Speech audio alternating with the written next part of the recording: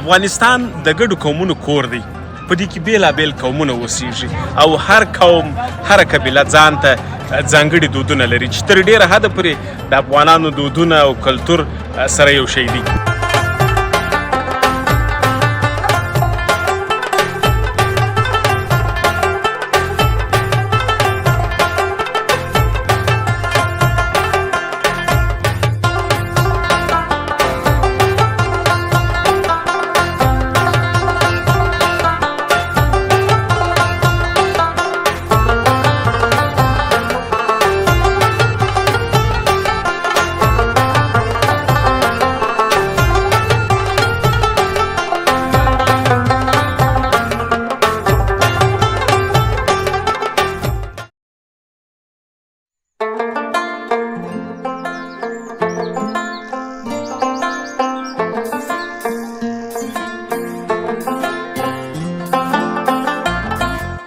سلامونه خوږو لیدونکو، په دې چې روغ جوړ خوشحاله بایست.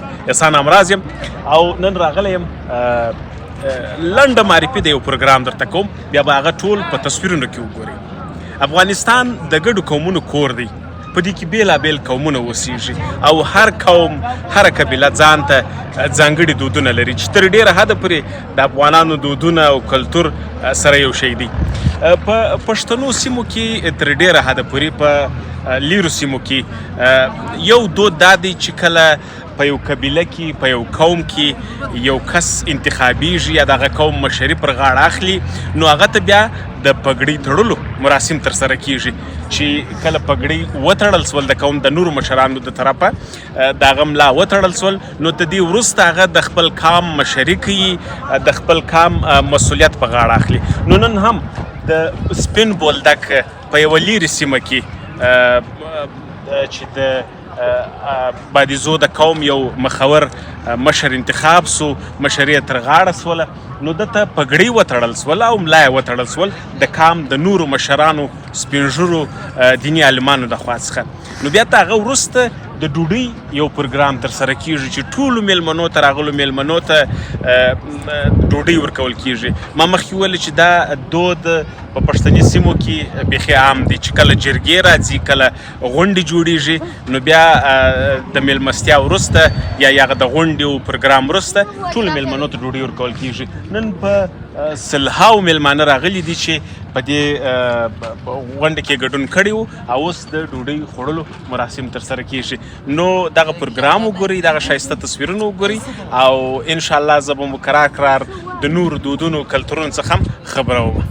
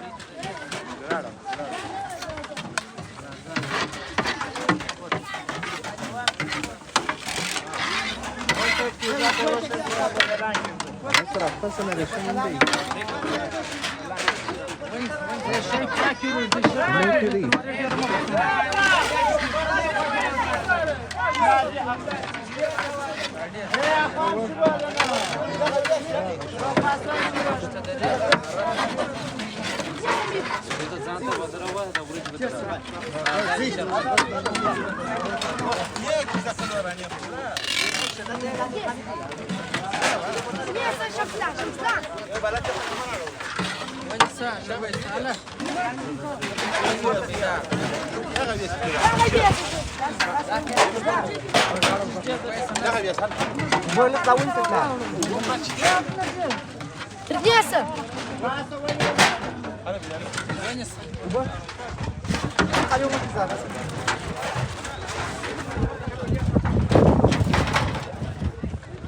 Ei, sua katana está var be.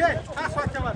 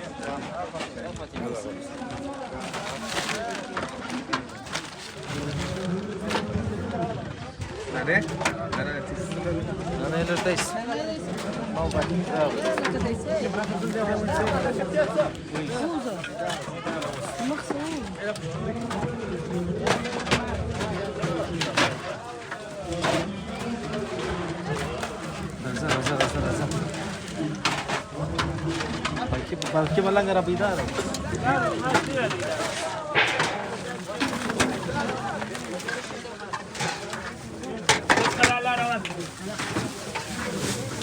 Dirim mahlas, dirim mahlas. وين السنة؟